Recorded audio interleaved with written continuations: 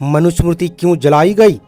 पिछले कुछ सालों से स्कूल कॉलेज की सिलेबस में दिखाई सुनाई देने वाली मनुस्मृति का एक पक्ष यह भी है कि इसे डॉक्टर बाबा साहेब अम्बेडकर ने सार्वजनिक रूप से जलाया था और तब से हर साल 25 दिसंबर को जलाया जाता है। आइए जाने कि 25 दिसंबर मनुस्मृति दहन दिवस को मनुस्मृति क्यों जलाई जाती है। के अम्बेडकराइट यूट्यूब चैनल में आप सभी का स्वागत है। जय भीम। बौद्धों को इतनी सदियों में भी समझ में नहीं आया कि दुनिया शक्ति का सम्मान करती है, साथ देती है, बाकी सब कोरी बातें हैं। इसलिए आज भी दलित हैं। आगे भी जब तक समझ नहीं आएगा दलित ही बने रहेंगे, चाहे कितनी भी अच्छी बातें कहते सुनते रहे। अगर बौद्ध धर्म के नाम पर आप ज्ञानी, व्यापारी, योद्धा बनने की जगह भेड़ बकरी बनने की ट्रेनिंग ले रहे हैं तो आपकी कुर्बानी या दलितकरण निश्चित है। मनुस्मृति को जानने से पहले हम मनुस्मृति का मकसद जान लेते हैं। मनुस्मृति संविधान इसलिए लिखा गया था कि हारे हुए बौद्ध, राक्षस, असुर, दलित फिर दोबारा संगठित होकर सर न उठा पाएं। उनका परमानेंट गुलाम बनाने का ग्रंथ है मनुस्मृति। आइए मनुस्मृति पर ओशो जी के विचार से शुरू करते हैं। गरीब आदमी तो क्रांति की कल्पना भी नहीं कर सकते, क्योंकि उसको तो किसी भी प्रकार की शिक्षा की अनुमति ही नहीं दी गई। उसे अपने से ऊपर के 3 वर्णों से किसी भी संपर्क से मना कर दिया गया। वो शहर के बाहर रहता है, वो शहर के अंदर नहीं रह सकता। गरीब लोगों के कुएं इतने गहरे नहीं हैं, वो कुएं बनाने में ज़्यादा पैसा नहीं डाल सकते। व्यवसायी के पास अपने बड़े और गहरे कुएं हैं और राजा के पास अपने कुएं हैं। अगर कभी बारिश नहीं आए तो और उसके कुएं सूखे रहते हैं तो भी शूद्र को अन्य किसी के कुएं से पानी लेने की अनुमति नहीं है। उसको किसी नदी से पानी लाने के लिए 10 मील दूर जाना पड़ सकता है। वो इतना भूखा है कि दिन में एक बार के भोजन का प्रबंध भी नहीं कर सकता। उसको कोई पोषण नहीं मिलता। वो कैसे क्रांति के बारे में सोच सकते हैं? वो ये जानता है कि यही उसकी किस्मत है। पुजारी ने उनको यही बताया है, वही उनकी मानसिकता में घर कर बैठा है। ईश्वर ने आपको अपने पर भरोसा दिखाने का मौका दिया है। ये गरीबी कुछ भी नहीं है, यह कुछ वर्षों के लिए ही है। आप वफादार रह सकते हैं तो आपका महान फल मिलेगा। तो एक तरफ तो पुजारी किसी भी परिवर्तन के खिलाफ उन्हें ये उपदेश देता जाता है और दूसरी तरफ वो परिवर्तन कर भी नहीं सकते, क्योंकि वो कुपोषण का शिकार है। और आपके लिए एक बात समझने की ज़रूरत है कि कुपोषित व्यक्ति बुद्धि बल खो देता है। बुद्धि बल वहीं खिलता है जहाँ वो सब कुछ होता है जिसकी शरीर को ज़रूरत है। इतना ही नहीं, इसके साथ साथ कुछ और भी चाहिए। जो कुछ और, यही तो बुद्धि हो जाता है। बुद्धि एक लग्जरी है। एक दिन में केवल एक बार भोजन करने वाला व्यक्ति के पास कुछ भी नहीं है। बुद्धि विकसित करने के लिए उसके पास कोई ऊर्जा नहीं है। एक बुद्धिजीवी वर्ग है जो विचारों, नए दर्शन, जीवन के नए तरीके, भविष्य के लिए नए सपने बनाता है। लेकिन यह बुद्धिजीवी तो शीर्ष पर पहले से ही बैठा हुआ है। वास्तव में भारत में जबरदस्त महत्व का काम किया गया है। विश्व का कोई अन्य देश इतना सक्षम नहीं है कि इस तरह के किसी अवैज्ञानिक तरीके से यथास्थिति बनाए रखे। और आप हैरान होंगे, एक आदमी ने किया, वो मनु था। हजारों साल बाद उसके सूत्र अभी भी वास्तव में वैसे के वैसे पालन किया जा रहा है। जिस महापुरुषों ने अपने ग्रंथों को रखने के लिए राजगृह जैसा विशाल भवन बनाया था, उसी ने 25 दिसंबर 1927 के दिन एक पुस्तक जला दी गई थी। आखिर क्यों? जिस महापुरुष के पास लगभग 30,000 से भी अधिक मूल्य की निजी पुस्तक थी, उसी ने एक दिन एक पुस्तक जला दी थी। आखिर क्यों? जिस महापुरुष का पुस्तक प्रेम संसार के अनेक विद्वानों के लिए नहीं, अनेक पुस्तक प्रकाशकों और विक्रेताओं तक के लिए आश्चर्य का विषय था। उसी ने एक दिन एक पुस्तक को जला दी थी। आखिर क्यों? उस पुस्तक का नाम क्या था? उसका नाम मनुस्मृति था। आइए हम जाने कि यह क्यों जलाई गई थी। इस पुस्तक में ऐसा हलाहल बीज भरा पड़ा है जिसके चलते इस देश में कभी राष्ट्रीय एकीकरण का पौधा कभी पुष्पित और प्रफुल्लित नहीं हो सकता। वैसे तो इस पुस्तक में सृष्टि की उत्पत्ति की जानकारी भी दी गई है, लेकिन असलियत ये सब अज्ञानी मन के तुलनात्मक से अधिक कुछ भी नहीं है। मनुस्मृति की इतने बढ़ चढ़कर ज्ञान की ढिंढोरा बजाई गई है जिसका असली उद्देश्य जातिवाद का निर्माण और स्त्री को निंदनीय तथा निम्न बताना भर है। इसने निहित आदेश निर्जलता से ब्राह्मणों के हित में है। बहुत सारे लोग कहने लगते हैं कि मनुस्मृति और उसकी आज्ञाएं कब की मर चुकी है, अब गड़े मुर्दे उखाड़ने से क्या फायदा। लेकिन सच में पूछें कि क्या वाकई मनुस्मृति मर चुकी है? ऐसा नहीं है। आज भी विश्वविद्यालयों में मनुस्मृति पाठ्य पुस्तक के रूप में पढ़ाई जाती है। जयपुर हाई कोर्ट के परिसर में आज भी मनु की मूर्ति भारत के संविधान को चिढ़ाते स्थित है।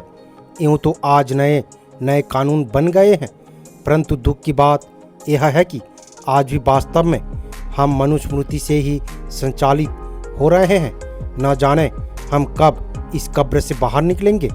प्रश्न यह है कि डॉक्टर बाबा साहेब अम्बेडकर ने आखिर यही पुस्तक क्यों जलाई थी? इसका उत्तर साफ है कि जिस कारण महात्मा गांधी ने अनगिनत विदेशी कपड़े जलाए थे, धर्मशास्त्र माने जाने वाले इस कुकृत्य के नष्ट करने के लिए क्या इसे जलाना अनिवार्य नहीं था?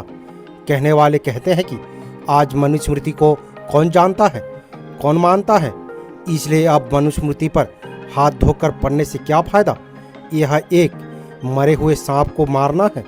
हमारा कहना है कि कई सांप इतने जहरीले होते हैं कि उन्हें सिर्फ मारना ही पर्याप्त नहीं समझा जाता, बल्कि उसके मृत शरीर से निकला जहर किसी को हानि न पहुंचा दे, इसलिए उसे जलाना भी पड़ता है। वैसे मनुस्मृति जैसे घटिया किताब की तुलना बेचारे सांप से करना मुझे अच्छा नहीं लग रहा। बेचारे सांप तो यूं ही बदनाम है और अधिकांश यूं ही मार दिए जाते हैं। फिर भी सांप के काटने से एक आध आदमी ही मरता है, जबकि मनुस्मृति जैसे ग्रंथ तो दीर्घकाल तक पूरे समाज को डस लेता है। क्या ऐसे कृतियों की अंत्येष्टि यथासंभव किया जाना अनिवार्य नहीं है?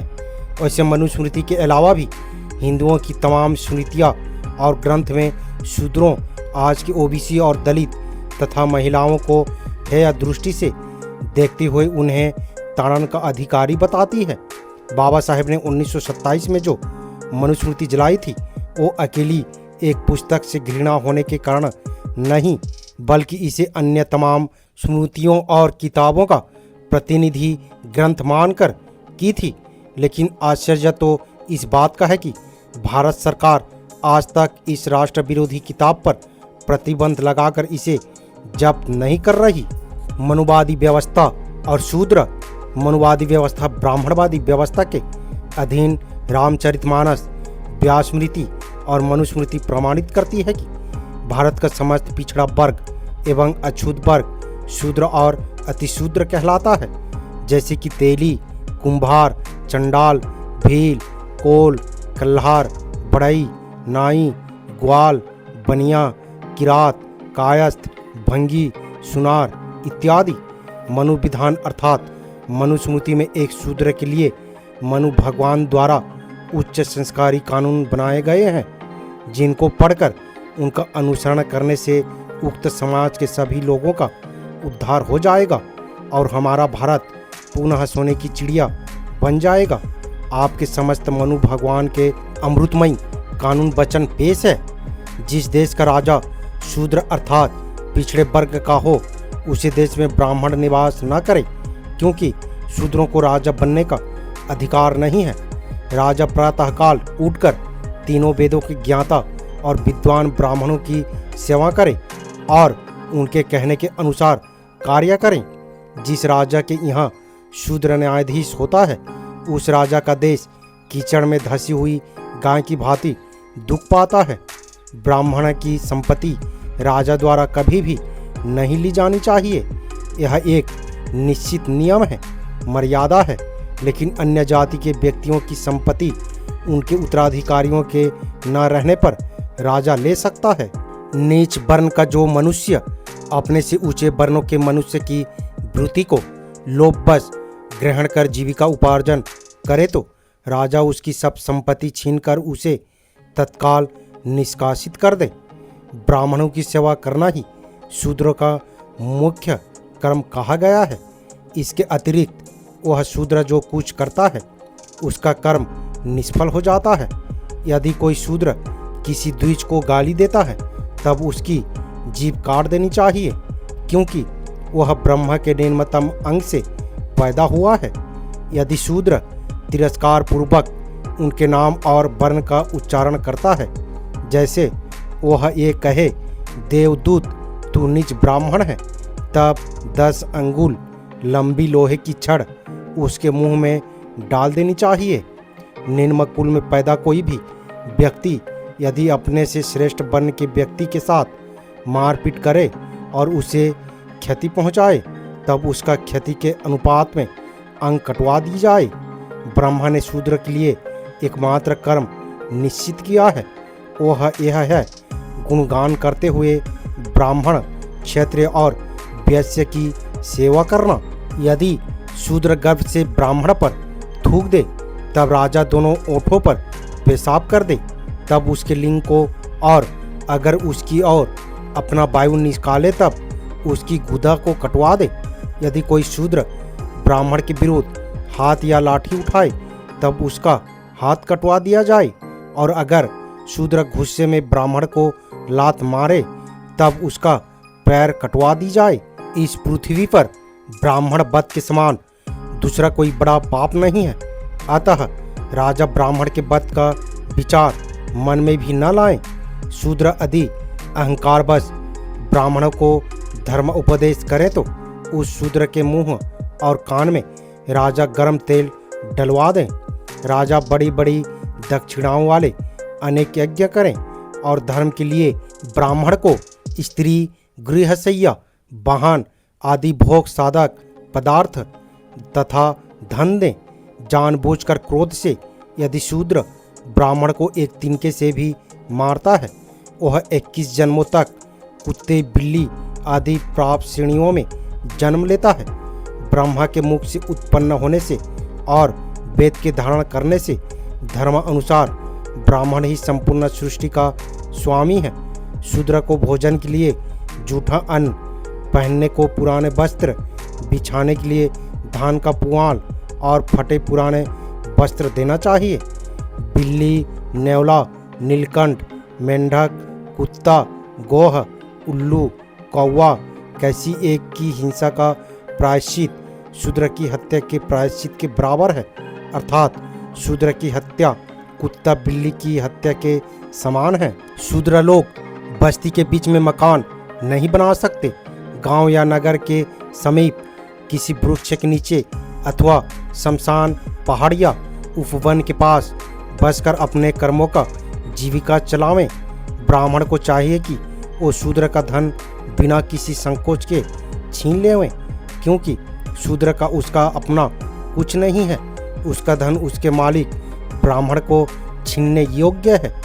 धन संचय करने में समर्थ होता हुआ भी शूद्र धन का संग्रह न करें, क्योंकि धन पाकर शूद्र ब्राह्मण को ही सताता है। जैसा वैश्य और शूद्रों को अपना अपना कार्य करने के लिए बाध्य करने के बारे में सावधान रहें, क्योंकि जब ये लोग अपने कर्तव्य से विचलित हो जाते हैं तब वो इस संसार को अव्यवस्थित कर देते हैं। शूद्र का धन कुत्ता और गधा ही है, मुर्दों से उतरे हुए उनके वस्त्र है। शूद्र टूटे फूटे बर्तनों में भोजन करें। शूद्र महिलाएं लोहे की गहने पहने। यदि यज्ञ अपूर्ण रह जाए तो वैश्य की असमर्थता में शूद्र का धन यज्ञ करने के लिए छीन लेना चाहिए। दूसरे ग्रामवासी पुरुष जो पतित, चंडाल, मूर्ख, धोबी आदि अत्यवासी हो, उनके साथ द्विज न रहें।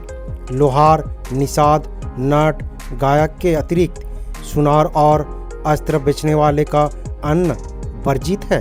शूद्रों के समान कोई भी ब्राह्मण देवा अध्ययन में कोई संबंध नहीं रखें, चाहे उस पर विपत्ति ही क्यों न आ जाए। स्त्रियों को वेद से कोई सरोकार नहीं होता, वो शास्त्र द्वारा निश्चित है। अतः जो स्त्रियां देवाध्ययन करती है वो पाप युक्त है और असत्य के समान अपवित्र है। ये शाश्वत नियम है। अतिथि के रूप में वैश्य या शूद्र के आने पर ब्राह्मण उस पर दया प्रदर्शित करता हुआ अपने नौकर के साथ भोजन कराएं। शूद्रों को बुद्धि नहीं देना चाहिए, अर्थात उन्हें शिक्षा ग्रहण करने का अधिकार नहीं है। शूद्र को धर्म और व्रत का उपदेश न करें।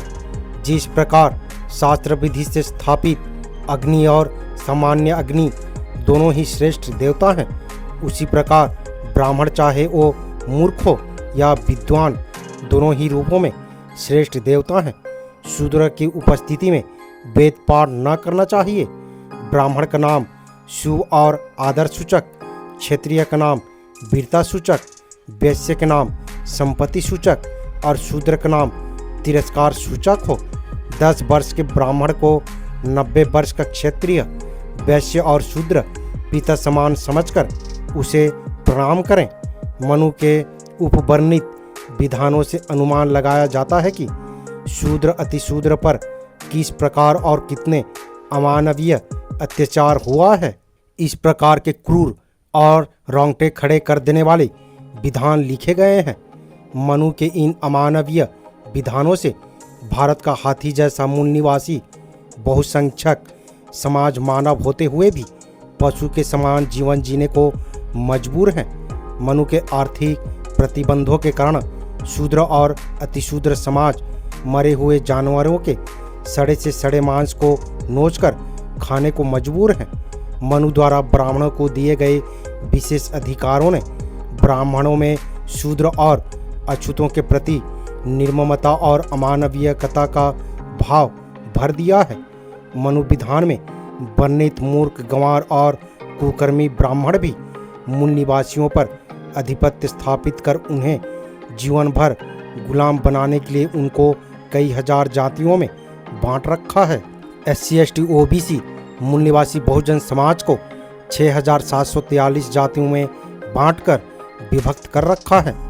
ब्राह्मणों ने मूल निवासियों को न केवल जातियों में विभक्त किया, बल्कि उनमें ऊंच नीच का भेदभाव भी पैदा किया, ताकि इन जातियों में आपस में फूट रहे और वो उन पर राज करते रहें। जैसे फूट डालो और राज करो नीति अपनाता है। महामानव, महान सामाजिक क्रांतिकारी महात्मा राष्ट्रपिता ज्योतिराव फूले का कहना था, अंग्रेजों और मुसलमानों ने तो हमारे शरीर को ही गुलाम बनाया, परंतु ब्राह्मणों ने तो हमारी चेतना को ही गुलाम बना डाला है। इस प्रकार मनु के विधान के फलस्वरूप समाज में जातिवाद, ऊंच नीच, छुआछूत, पैतृक, परोहिताई, वर्णवाद, कर्मकांड का वातावरण फैल गया है। इससे केवल ब्राह्मणों को ही लाभ हुआ तथा शूद्रों का घोर अहित हुआ। उनमें हिंसा का भाव पनप गया। ब्राह्मणों द्वारा भाग्यवाद, पुनर्जन्मवाद और ईश्वरवाद के बिछाए जाल में फंसकर बहुजन अपने मान और सम्मान के प्रति संवेदना ही नष्ट कर बैठे। उनमें एक अच्छा इंसान बनने की चाहत समाप्त हो गई है। यह सब मनु द्वारा रचित मनुस्मृति के कारण हुआ है। मनुवाद विध्वंसक, औपचारिक, प्रवृत्तियुक्त, असमानता पर आधारित, लालची एवं स्वार्थी मनोवृत्ति वाला, हिंसक एवं बेईमान, क्रूर, उत्पीड़क, निकम्मा तथा दूसरे का घातक शत्रु है। इस व्यवस्था ने इस देश के मूल निवासियों को शूद्र और अतिशूद्र बनाकर उन्हें लंबे अरसे तक जानवर की जिंदगी व्यतीत करने को मजबूर किया। मनुवाद हमेशा समाज को दिग्भ्रमित करता है तथा बहकाता है। ये बहुजनों और महिलाओं को हमेशा हतोत्साहित करता है। यह घोर भौतिकवादी और अवसरवादी है। बहुजन समाज की उन्नति और मुक्ति के लिए मनुवाद को पुनः दफनाने की जरूरत है। क्या हिंदूवादी अर्थात ब्राह्मणवादी लोग ये बताने का कष्ट करेंगे कि उपयुक्त मनु के क्रूर विचारों और विधानों से कोई पिछड़े वर्ग के लोगों की धार्मिक भावनाएं आहत नहीं होती है? क्या उनके अपने देश में एक समान और मौलिक अधिकारों के साथ जीने का अधिकार नहीं है? क्या इससे हिंदू धर्म की आस्था को ठेस नहीं पहुंचती है? क्या विचारधारा से हिंदुओं में फूट उत्पन्न नहीं होती है? इन सवालों का जवाब आज तक ब्राह्मणों के पास नहीं है। वीडियो आपको कैसी लगी अपने राय कमेंट बॉक्स में ज़रूर दें। वीडियो अगर पसंद आए तो लाइक करें, हाइप करें और सब्सक्राइब करना ना भूलें। वीडियो से रिलेटेड अगर कोई सवाल करना चाहते हैं तो वो कर सकते हैं। हम प्रयास करेंगे कि आपकी सवालों का जवाब दे सके, वो चाहे कमेंट बॉक्स के माध्यम से हो या फिर वीडियो के माध्यम से। अगर इस वीडियो में कुछ जानकारी मिली हो तो अपने दोस्तों के साथ शेयर करके उसे भी जानकारी दे सकते हैं। हमारे हौसला बढ़ाने के लिए और मजबूत करने के लिए हमारे चैनल पर ज्वाइन करें। हमें आर्थिक मदद करने के लिए थैंक्स की बटन दबाएं ताकि हम अगले वीडियो आप लोगों तक ला सकें। वीडियो में अंत तक बने रहने के लिए बहुत बहुत धन्यवाद। जय भीम, जय संविधान, जय मूल निवासी।